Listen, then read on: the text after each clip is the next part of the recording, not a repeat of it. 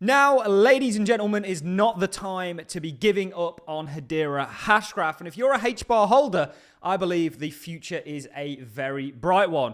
But with the trajectory of adoption for any technology, there is going to be peaks and troughs in regards to interest until it quite frankly becomes unignorable and is entwined in day-to-day life without people even realizing that they're using it. Like some of the internet companies that we all rely on today to just conduct basic business.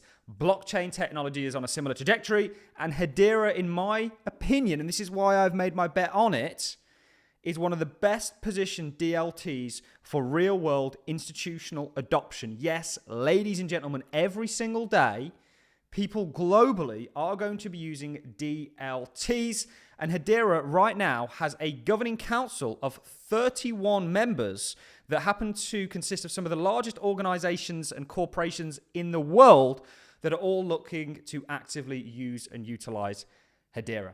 Some of these are the likes of Google, we've got IBM, we've got EDF, I think the second largest or perhaps largest renewable energy supply in the whole of Europe, so on and so forth. So, crypto is at this interesting stage where right now is the time to be paying attention. Despite things happening elsewhere around the world, despite the lackluster price action, things are progressing. And that's where I want to start this video off. So we will be doing some technical analysis on the price of Hedera, because I know some of you are getting a little bit fatigued with it. However, I'm here to tell you that it has progressed from where we've been doing the bulk of our accumulation and is going to continue to progress. And actually, it's in a good position from a market structural point of view. Also, there's some smaller time frames that I want to take a look at. Bit more of a longer update because you guys deserve it. I know some of you are fatigued. Don't be. At the end of the day, and I really do mean this, sometimes you've got to put your own sanity above investing. And for some people, the volatility that the cryptocurrency market is inherent with can just be too much. And that's sad because I do truly believe it creates an amazing, or is going to create an amazing opportunity, already is, and now is where that opportunity is to be had. Anyway, talking about institutional adoption, talking about real world adoption, part of that process is legislation that enables people to use DLTs. And actually what we're seeing today in specific towards stablecoins is the Genius Act be voted on. This is the final passage vote. If this goes forward, you now have legislation that is going to allow the likes of Meta, Facebook, formerly known, to actually deploy and use stablecoins. And they're likely going to run that on public, or will be running that on public distributed ledgers. Remember their Deus or Date, whatever the name was, it started off as Libra, then it changed to something else. They couldn't do, and the people from that split into Sui and Aptos, I believe. So they'll likely use networks, public networks, to essentially enable their stablecoin. And the reason they're going to adopt stablecoins is because it's the evolution of money, it's the internet money, and it literally fractionalizes massively 100x costs that are currently associated with how things are purchased and bought globally online. You see Amazon. This is all recent, by the way. This article was done on the 8th of May. Remember, only in June today. This is this year. This is from June the 13th, a few days ago. Amazon, Walmart, more stablecoin issuance.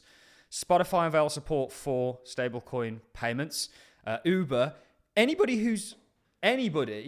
is looking to adopt crypto. And this is what I mean by everybody is going to use this technology without even knowing it. Just like we all use the internet. We don't really think about it. We just accept it. And actually, some of us, and I'm lucky enough to be old enough, and I truly believe this is a blessing, not a curse, to remember the days when we didn't even have mobile phones, or they were just really coming onto the scene when I was coming of an age to sort of understand things. And I think that's a true blessing, not a curse, because people today, they don't know a world without that. And of course, there's pros and cons to that. Let's not go down that rabbit hole. But crypto is going to take hold of the world. It's going to become native, inherent. We're all going to use and utilize it, and we're just at that stage. And really why I'm showing the Genius Act is because it's a part of that process. There's going to be more broader application and standardization and legislation for the actual use and utility of this technology more broadly. And I want to refer you guys to Rothschilds & Co. I think this is a asset management out of France. We all know who the Rothschilds are, right? If you've only got to study history to understand their interesting involvement in it all. But blockchain large-scale adoption accelerated by supportive regulatory momentum.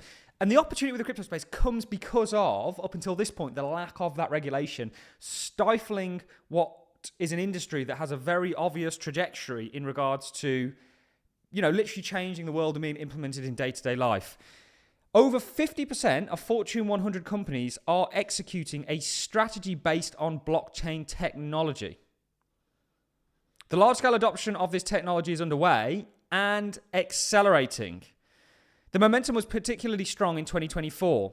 Last year was indeed marked by institutionalization of digital assets, as illustrated by the success of the launch of the Bitcoin ETFs on the US market, with notably iShares IBIT assets under management quickly exceeding its physical gold equivalent within a few months, with over $50 billion raised by the end of 2024. Stablecoins, an essential market infrastructure within the digital asset world, reached over $33 trillion in transaction volume over the past 12 months. This is more than 2.5 times Visa's transaction volume in 2024 and paves the way for large-scale asset tokenization. Now, Hedera has a stablecoin suite. It has a real-world asset tokenization platform, and the likes of which we know BitGo are interested in. And I hope you see where I'm going here. We're starting to get legislative clarity, which means that this industry can be enabled and this technology can be used and utilized. We had to go through a similar process with the internet or technologies previously. Nobody's really interested in crypto right now, yet it's on a trajectory to literally change the world and how we do business in a day-to-day manner. And something like Hedera is exceptionally well positioned. In fact, 31 of the largest institutions in the world, the last one that we had was Arrow, which had $26 billion in revenue last year. And by the way, I know some people that are in the know when it comes to Hedera that reckon the council may even get filled by the end of the year. That's another 8 spots, I believe, or 9. I think with 31 members, there's only going to be 39 governing council spots. But more broadly, people can use it. I mean, this isn't just all the people that are building on Hedera. These are just the people that run the Hedera network. They're all actively looking to use and utilize Hedera. And we know that this technology is going to be adopted more broadly. Rothschild put out an article saying 50% of Fortune 100 companies are looking to adopt crypto, a digital asset strategy. Couldn't be clearer. Stablecoins is a big process. The US needs stablecoins due to what's happening with their debt markets and their fiscal situation. Hedera is going to play a role in that, I believe. But more broadly, the adoption of this technology across the board, it doesn't just revolutionize. If you think about why it revolutionizes sending money, it's because it takes out all the middlemen and essentially creates a unified system in opposition with the current siloed one that we have. That just doesn't apply to payments. That applies to basically any business use case. Supply chains, identity, AI is a big one Hedera is well positioned for, so on and so forth. I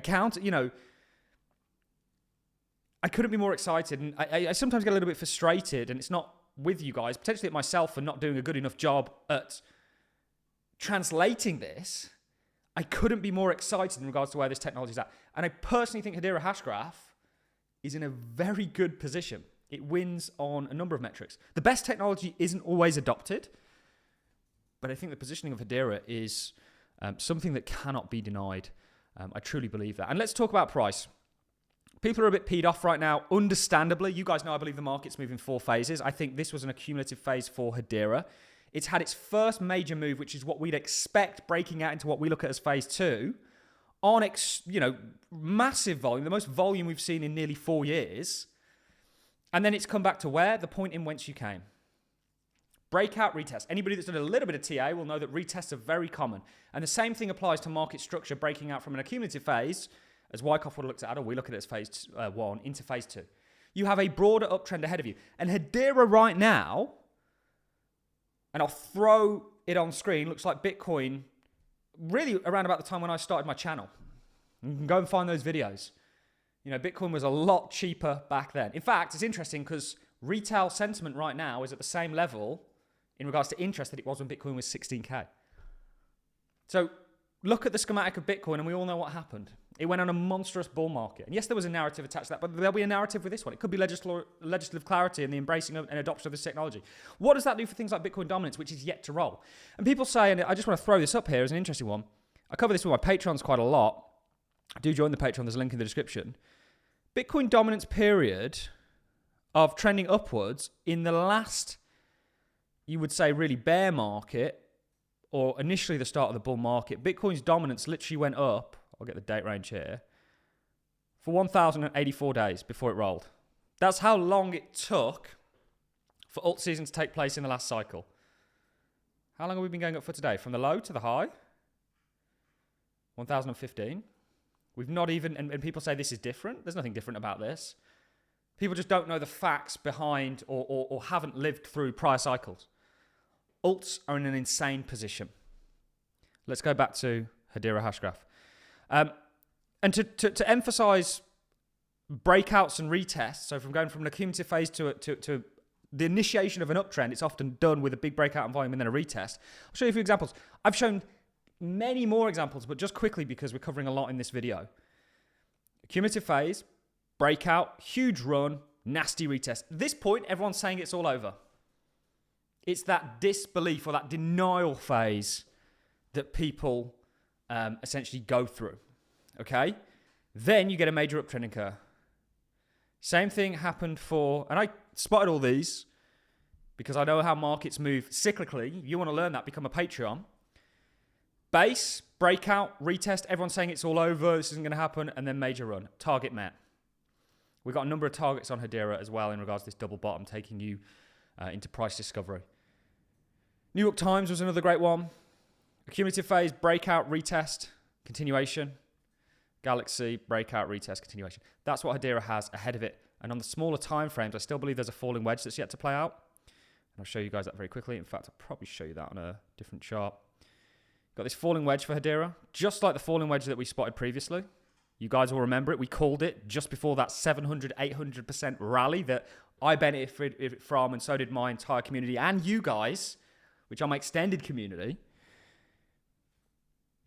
This is a falling wedge that I still think plays out. And I actually think you're going to see that here as well. 1, 2, 3. This could just be a retest before that continuation. I think Bitcoin looks good also. We'll see what the Fed do tomorrow. But when it comes to Hedera, guys, it's up to you. You can totally ignore everything that I say, and that's your right. And, you know, this isn't financial advice. This is just my opinion, and we're putting forward why we're so extremely bullish. We know the trajectory of this technology. It's our job to find out which ones are going to have that impact and enable that.